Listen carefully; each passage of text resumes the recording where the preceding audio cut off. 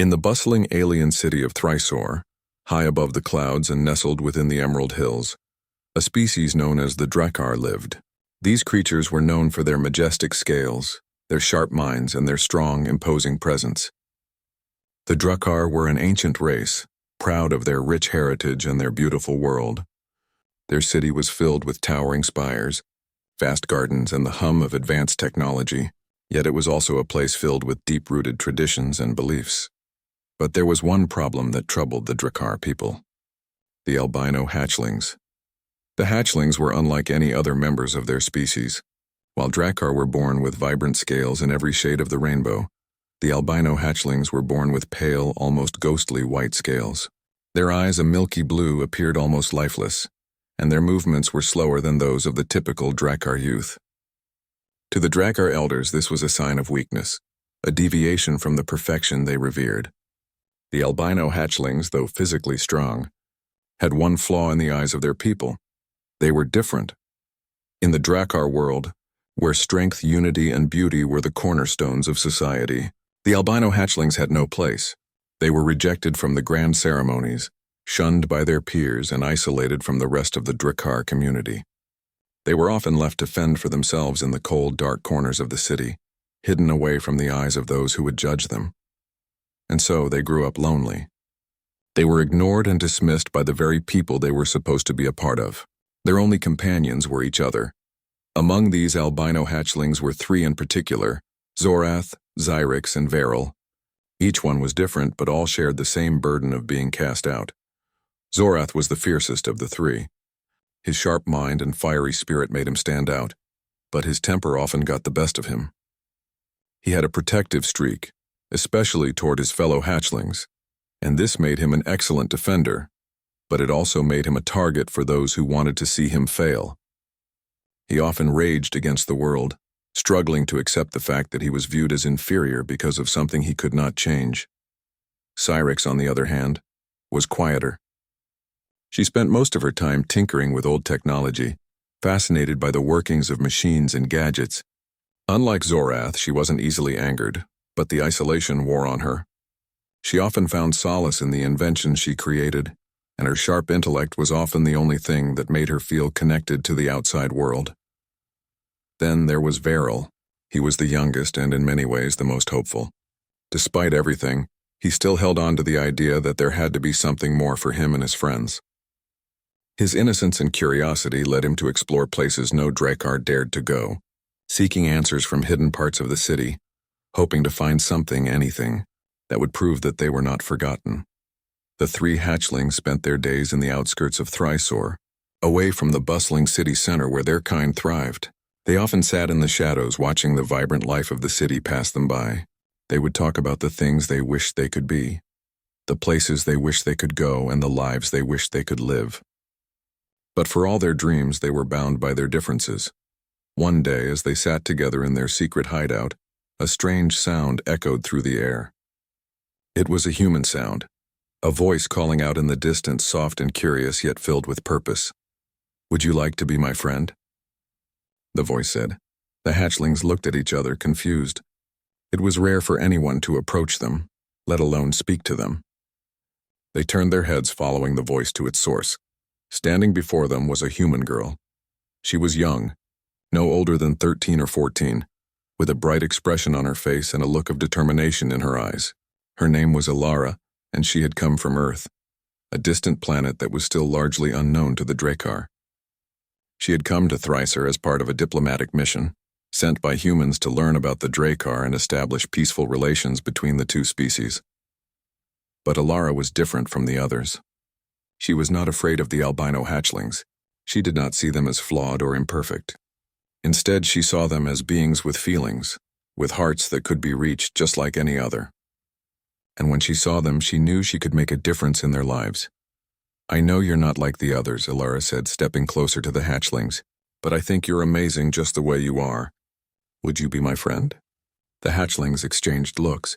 Zorath narrowed his eyes, skeptical of this strange human girl.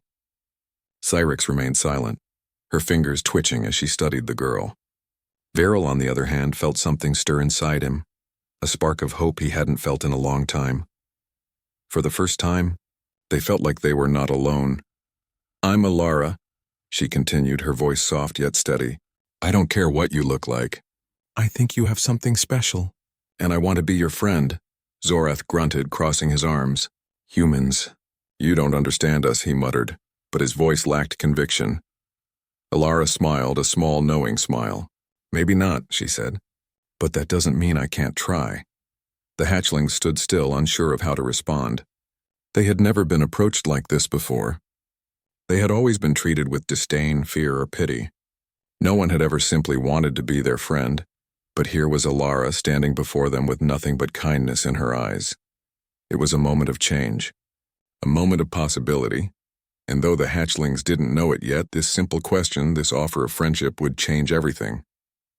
At first, Alara's words hung in the air like an unspoken promise, her invitation to be friends echoing through the quiet space. The albino hatchlings stood frozen, their thoughts racing as they tried to make sense of what was happening. The outside world had always rejected them, but here was a human girl, someone from an entirely different planet, offering them something they had long given up hoping for: friendship. Zorath, the fiery hatchling, was the first to speak.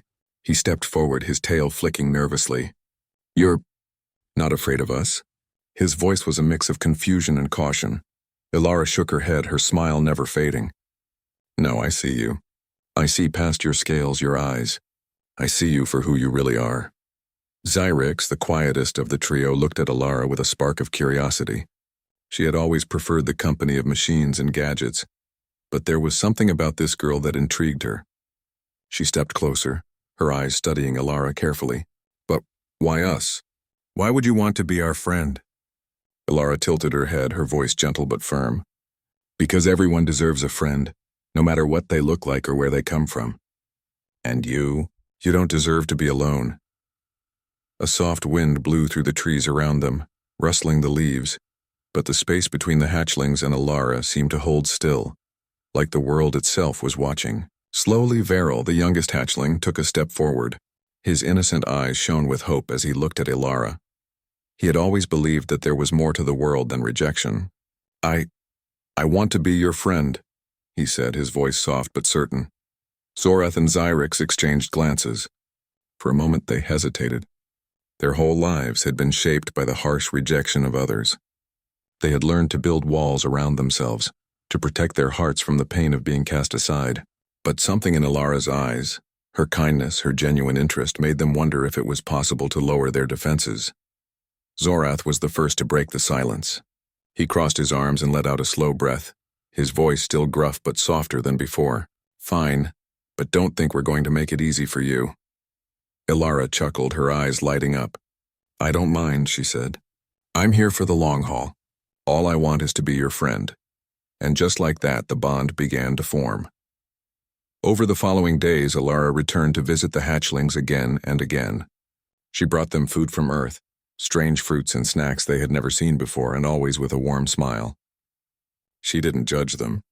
She didn't care about their pale scales or their differences. She simply talked to them, laughed with them, and listened. Zorath, Xyrix, and Veril began to open up. At first, their conversations were cautious. They didn't know how to trust her completely, not after all the rejection they had faced. But as they spent more time together, they realized that Alara was different. She didn't expect them to be anything other than what they were. She wasn't trying to change them, and that was something they hadn't experienced before. Zorath found himself warming to her, though he would never admit it out loud. He started to enjoy their talks, especially when they discussed the stars and the great mysteries of the universe.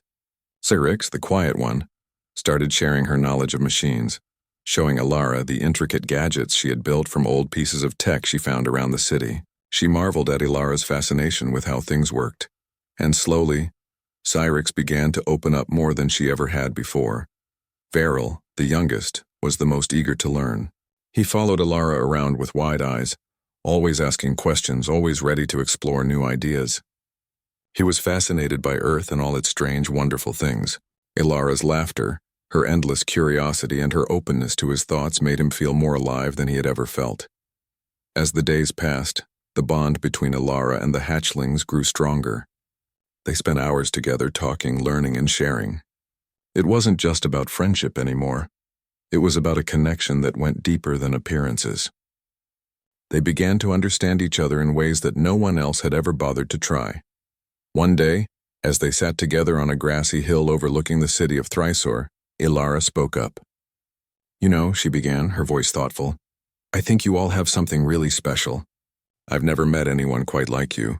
You're smart, creative, and strong, more than anyone gives you credit for." Zorath scoffed, a little embarrassed by the praise. "We don't need anyone's credit. We can handle things on our own," Ilara smiled. "I know you can. But sometimes it's nice to have someone by your side, right? To share the journey with." Cyrix, who had been silent for a while, nodded slowly. "Maybe," she said, her voice soft. "It's just, we've never had anyone who wanted to understand us." "Not really." Ilara turned to her, her eyes gentle. "Well, I do. I want to understand you. I want to be your friend for who you are, not because of anything you can do or what you look like." Varel, ever the dreamer, looked up at the sky. "You think we could be more than just outcasts? More than just the ones who are left behind?" Ilara's heart tightened at his words. She could hear the hope in his voice, and it reminded her of her own struggles. "I know you can, and I believe you will. You're not just the albino hatchlings. You're so much more than that." For the first time, the hatchlings truly believed it. They believed that maybe, just maybe, they weren't destined to be forgotten. Maybe they weren't just the mistakes of their species. With Ilara by their side, they felt like they could achieve something more. Over time, the other Drakkar began to notice the growing bond between Ilara and the hatchlings. Some were curious, some were suspicious, but none were as brave as Ilara. She didn't care what others thought. She continued to spend time with the hatchlings, showing them that they were worthy of love and respect. But as the days went by, the elders of the Drakkar society grew concerned. They had heard rumors about Ilara and the hatchlings, and their concerns grew deeper. In their minds, such a bond between a human and the albino hatchlings could mean trouble. It could upset the carefully structured order of their society. And that was something they couldn't allow.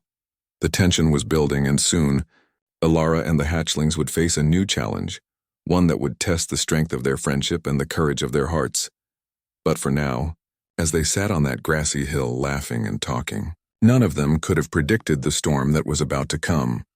As Ilara continued to spend time with the albino hatchlings, a strange sense of peace settled over them.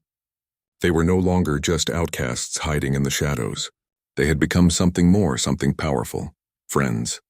The laughter and conversation they shared with Ilara gave them a sense of belonging they had never known. For the first time in their lives, they felt seen, but not everyone in the city of Thrysor was happy about the bond between a human girl and the albino hatchlings. The Drakkar elders, the leaders of their species, watched from afar with growing concern. They had spent centuries building their society on principles of purity and tradition. The albino hatchlings, with their pale scales and strange appearance, had always been seen as an anomaly, a flaw in the perfect fabric of Drakkar society. Now a human girl was forming a friendship with them. This could not be allowed. One afternoon, as the hatchlings and Ilara sat in a secluded garden on the outskirts of the city, an unexpected visitor arrived. It was Elder Karaz, one of the highest-ranking leaders of the Drakkar Council. His appearance was imposing, with his deep blue scales shining in the sunlight, and his eyes, like two glowing orbs, seemed to pierce through the very air. His presence alone made the hatchlings uneasy. They had heard stories of his stern demeanor and unyielding stance on tradition. "Ilara," Elder Karaz's voice was cold, though not unkind. "I need to speak with you." The human girl looked up, her expression calm but alert. "What is it, Elder Karaz?" she asked, standing up from where she sat with the hatchlings. She had heard whispers about the elders' growing discontent, and the tension between them and the hatchlings had been rising for days. The elder glanced at the three hatchlings, his gaze lingering on each of them for a moment before turning back to Ilara. "It is time you understood the danger you are inviting by forming a friendship with them." His words were heavy, laden with a seriousness that made the air around them feel thicker. These creatures, these albino hatchlings, and are a threat to the Drakkar way of life. Zorath bristled at the words, his tail lashing behind him. "What do you mean, a threat?" he growled, his voice filled with anger. "We are not a threat. We're just trying to live like everyone else." Elder Karaz's eyes narrowed. "You do not understand. You are an anomaly, something the Drakkar cannot afford to embrace. Your very existence challenges the natural order of our people. Our society cannot and will not accept such a distortion. Ilara stood her ground, her voice steady. But they're not a distortion. They're as much a part of your species as anyone else. They deserve to be accepted, just like everyone else. The elder's gaze softened for a moment, but his words were still firm. Your human compassion blinds you, child. The Drakkar people are bound by their traditions. We cannot change what is ingrained in our society. Ilara felt a pang of frustration, but she held her composure. She had never been one to back down from what she believed in. The Drakkar don't have to change who they are, she said, but that doesn't mean they can't change how they treat others. You're wrong about them. They're not mistakes, they're just different. Elder Karaz sighed, the weight of centuries of tradition pressing down on him. There is more at stake than you realize. The Albino Hatchlings, Zorath, Xyrix, and Veril, are not just different in appearance. They have abilities that even they do not fully understand. If their bond with a human continues, it could have consequences beyond what you or I can predict. Ilara blinked, confused. What do you mean? Abilities? Zorath stepped forward, his eyes narrowing at the elder. We don't know what you're talking about, he said, voice challenging. We don't have any special abilities. Elder Karaz gave him a hard look. Perhaps not yet, but you will. The Albino Hatchlings carry the legacy of a long-lost Drakkar power, one that could either save our people or destroy us. But you are not meant to awaken it. The bond with this human, it may be the key to unlocking something dangerous. Veril, who had been quietly listening, looked up at Ilara, his eyes wide with fear. Dangerous? What does that mean? The elder's voice grew more somber. It means that the future of the Drakkar could be in your hands, Ilara, and the Hatchlings, with their connection to you, may be the ones to decide whether our civilization flourishes or falls into ruin. A heavy silence fell over the group. Ilara felt the weight of his words, but she refused to let fear take over. The Hatchlings were her friends now, and she couldn't abandon them. I won't turn my back on them, she said firmly. I believe in them, and I believe in the future of your people. If there's something dangerous inside them, then we'll figure it out together. Elder Karaz's expression hardened. You do not understand. This is not a matter of choice. The bond you share with them is unnatural, and it cannot be allowed to continue.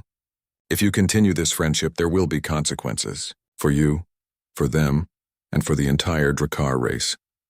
With that, he turned and walked away, leaving Ilara and the Hatchlings standing in stunned silence. The wind blew cold through the garden, the weight of his words settling over them like a storm cloud. The Hatchlings exchanged uneasy glances. I don't care what the elders think, Zorath said, his voice low but determined. We're not going anywhere. We don't need their approval to be who we are. Xyrix nodded. He doesn't know us. We can handle this. Together. Veril, still uncertain, looked at Ilara. Do you really think we can change things? That we can make them see us differently? Ilara knelt down to Veril's level, her eyes full of kindness. I don't know what the future holds, Veril, but I do know that if we stick together, we'll figure it out. We'll show them that we're worth more than they think. The Hatchling stood a little taller, a little stronger, and for the first time in their lives, they felt as though they weren't alone. With Ilara by their side, they were no longer just outcasts, they were a team. And together they would face whatever came next. As they walked away from the garden, a sense of resolve filled their hearts. They would fight for the future they believed in, no matter the cost. But little did they know, the struggle was just beginning. The days following Elder Karaz's warning were tense. Ilara could feel the pressure building around her and the Hatchlings.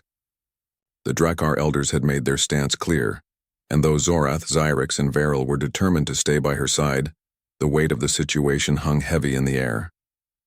Despite their growing friendship, they knew that their bond was more than just a simple alliance. It had become something much bigger. Something that could change everything. It was one evening, as the sun set over the grand city of Thrysor, that Ilara and the Hatchlings stumbled upon something that would alter the course of their lives forever. The group had been walking through the older, quieter parts of the city, away from the crowded marketplaces and towering spires. It was a place rarely visited by others, a forgotten area filled with ancient ruins and overgrown gardens. Ilara had come here before, always intrigued by the abandoned buildings that seemed to hold secrets from the past. Today she had brought the hatchlings with her, hoping to show them something that wasn't tainted by the judgment of the city. "We need to stick together," Ilara said as they walked down a narrow path, the stone underfoot rough and uneven. "The world may not understand us, but we can understand each other." Zorath, ever the skeptic, grunted. "I don't care what the world thinks. It's just, I wish things could be easier. We don't belong here." Ilara stopped and looked at him, her face softening. "You do belong, Zorath. I don't care if you're albino or different or if you don't look like everyone else. You matter. You all matter." Xyrix, who had been walking in silence beside Ilara, nodded. "She's right," she said. "We've never been treated like this before. But maybe there's more to us than we realize." Varel, always the dreamer, gazed around in wonder. "What's this place? It feels old, like it's seen things we don't know about." Ilara smiled, glad to see them slowly starting to believe in themselves. "This is one of the oldest parts of Threesor. Some say it was once the heart of our civilization before the Drekar built the grand city." They walked deeper into the forgotten city, winding through narrow alleyways past crumbling statues and broken fountains. As they rounded a corner, Ilara's foot caught on something hidden in the dirt. She stumbled slightly but caught herself, glancing down to see what had caused her to trip. "What is it?" Zorath asked, stepping closer. Ilara crouched down and brushed away the dirt, revealing what looked like a stone tablet, carved with strange symbols. It was old, its surface cracked and worn by time, but there was something about it that made Ilara's heart race. The symbols seemed to shimmer faintly in the dying light of the sun. Xyrix crouched beside her, her eyes scanning the tablet. "These symbols, they look like ancient Drekar writing, but I've never seen anything like it." Ilara ran her fingers over the surface of the stone, feeling a strange warmth emanating from it. "I think it's more than just a relic. It feels alive." Varel crouched down next to Ilara, his face filled with excitement. "What do you think it means?" Before Ilara could answer, the ground beneath them trembled, sending a shockwave of energy through the air. The tablet began to glow faintly, the symbols pulsing with an otherworldly light. The hatchlings stepped back, eyes wide in shock. They had felt the energy before, something powerful, something ancient. "What's happening?" Zorath asked, his voice filled with both fear and awe. The tablet responded with a soft hum, and then, to their astonishment, it shifted. A hidden mechanism clicked, and a section of the stone slid away, revealing a dark, narrow passage beneath the ground. Ilara's heart pounded. "I think this is the key. This is what we've been looking for." Varel looked up at Ilara, his eyes filled with wonder. "Do you think it's a way to understand what's inside us? The power that Elder Kara spoke of?" Ilara nodded, her voice steady but filled with determination. "I think this is part of the answer. We have to go down there. It's the only way to know for sure." The hatchlings exchanged looks, their previous fears momentarily forgotten in the face of this new discovery. They were all in this together now, and though the unknown lay before them, they felt ready to face it. They had Ilara and each other. That was enough. With a deep breath, Ilara led the way down the stone steps that led into the dark tunnel. The hatchlings followed closely behind, their eyes scanning the shadows, alert for any danger. The air grew cooler as they descended, the faint hum of the tablet's energy growing louder with each step. As they reached the bottom of the stairs, the tunnel opened into a vast underground chamber. The walls were lined with strange glowing crystals that bathed the room in a soft ethereal light. In the center of the room stood an altar, and on it lay an object covered by a cloth. Ilara stepped forward, her curiosity getting the better of her. She reached out and pulled the cloth away, revealing a large, intricate device. It was unlike anything she had ever seen before. It looked ancient, but it hummed with energy, as if it were waiting for someone to awaken it. Xyrix stepped closer, her eyes wide with fascination. "What is it?" "It looks like a machine, but it's unlike any technology I've ever studied." Varel's eyes shone with excitement. "Do you think it could help us?" "Help us understand what Elder Karaz meant when he said we had powers." Ilara gently touched the surface of the device, and the moment her fingers made contact, a low, melodic tone filled the chamber. The crystals on the walls seemed to pulse with life, and a beam of light shot up from the device, connecting with the ceiling above. The ground shook again, and suddenly a voice filled the air, low, resonant, and ancient. "You are the heirs of the Drekar. The power you seek is within you. Awaken it, and you shall determine the fate of your kind. The hatchlings stepped back, startled by the voice. Zorath's eyes were wide with disbelief. Heirs of the Drakkar? What does that mean? Ilara's voice trembled with awe. It means that you are more than you've ever known. This power, it's yours, and it's tied to the future of your people. The chamber was silent save for the hum of the device. The hatchlings looked at each other, their hearts racing. For the first time, they understood what Elder Karaz had been afraid of. The power inside them, inside all of them, was not just a gift. It was a responsibility, and with that responsibility came a choice. The path ahead was unclear, but one thing was certain. The world they knew was about to change forever.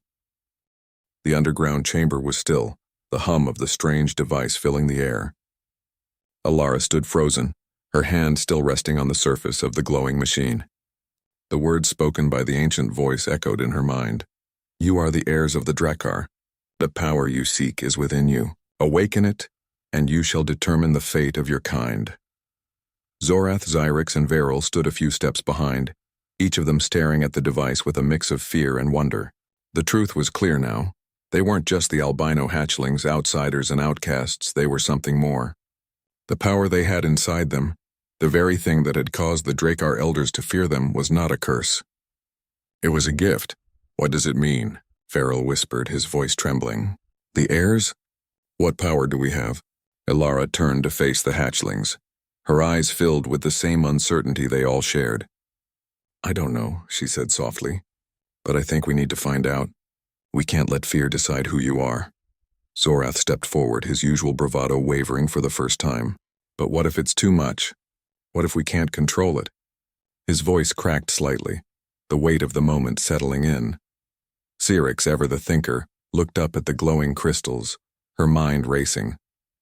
We've always been told we were flawed, she said, her voice soft but strong. That we were different. But this feels like it's meant to be, like we were always supposed to find this. The chamber seemed to respond to Xyrix's words, the crystals brightening as if agreeing with her. The device hummed louder and the light from it grew stronger, bathing them all in its glow. Ilara felt the energy pulse through her, and for a moment she wondered if the power was reaching out to her too. But it wasn't her power to awaken, it was the hatchlings. She looked at them, each of them in turn, her heart swelling with a mixture of hope and determination. You are meant for something greater. You've always known that. You've always been more than just the albino hatchlings. This power, it's your birthright. Varel's wide eyes met hers, filled with wonder. You really believe in us, don't you? Ilara smiled softly. More than anything, with a deep breath, Zorath stepped closer to the device. The light from it was now almost blinding, but he didn't flinch. He reached out with one clawed hand, his fingers brushing the surface of the glowing machine. The moment he made contact, the energy in the room surged, a wave of power rippling through the chamber.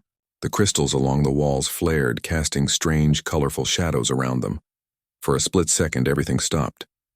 The air hung heavy with anticipation. Then slowly the power in the chamber began to shift, as if the machine was awakening in response to Zorath's touch. A deep rumbling voice echoed from the walls just as it had before. The power within you is ancient, it said. It has slept for eons, waiting for the right moment. That moment is now. Awaken your strength. Zorath closed his eyes, his heart pounding in his chest. He could feel the energy surging inside him, a current running through his veins. He wasn't sure what would happen next, but he knew that he had to trust the voice. He had to trust himself. With a final, steadying breath, Zorath let the power flow through him. The room trembled as the energy within him began to rise, surging from his body and into the machine. The device's glow intensified, lighting up the entire chamber, until it felt as though the very air was charged with the power of the universe itself. Ilara watched, awestruck, as the hatchlings were surrounded by a brilliant light. She felt a warmth in her chest, pride, hope, and fear all mixed together. She knew this was a moment that would change everything, but she also knew that the hatchlings were ready. They were not the outcasts they had once been. They were the future. Zorath opened his eyes, and for the first time the anger and uncertainty that had always clouded them were gone. There was clarity now, a deep understanding of who he was and what he could do. I feel it, he said, his voice steady. I understand. Xyrix stepped forward, her face lit by the same glow that surrounded Zorath. She reached out, her hand hovering just above the machine. "I want to try too," she said, her voice calm but filled with awe. "We have to do this together." Beryl, his young face full of determination, joined them. "We've always been different," he said, "but now, we're more than we ever thought we could be." Alara watched as the hatchlings worked together, the power flowing through them, their connection growing stronger by the second. It was as if the machine had unlocked something deep inside them, a potential they had never known they possessed. And then, as the energy reached its peak, the machine released a final pulse of light, and the chamber fell silent. For a moment no one spoke. The air was thick with the realization of what had just happened. The hatchlings stood in awe, feeling the power within them, knowing that they had just tapped into something beyond their wildest dreams. Zorath, Cyrix, and Beryl exchanged glances, a sense of unity settling over them that hadn't been there before. They weren't just the albino hatchlings anymore. They were the heirs of the Drakkar. They were the future. Alara smiled, a sense of pride swelling in her chest. "You did it," she said softly. "You're ready." The hatchlings looked at her, their faces filled with gratitude and understanding. They had always feared their differences. They had always wondered why they weren't like everyone else. But now they understood. Their differences weren't flaws, they were what made them special. They were the key to the Drakkar's future, and they were ready to take their place in the world. But even as they stood there, basking in the light of their newfound power, they knew the journey wasn't over. There would be challenges ahead, challenges that would test their bond, their strength, and their resolve. The Drakkar elders would not accept them easily, and the universe would not wait for them to catch up. But for the first time, Zorath, Cyrix, and Beryl were no longer afraid. They had the power to shape their own destiny, and with Alara by their side, they knew they could face whatever came next. Together, they would rebuild the future of the Drakkar, and show the galaxy that differences weren't something to fear. They were something to celebrate, and with that, a new beginning began.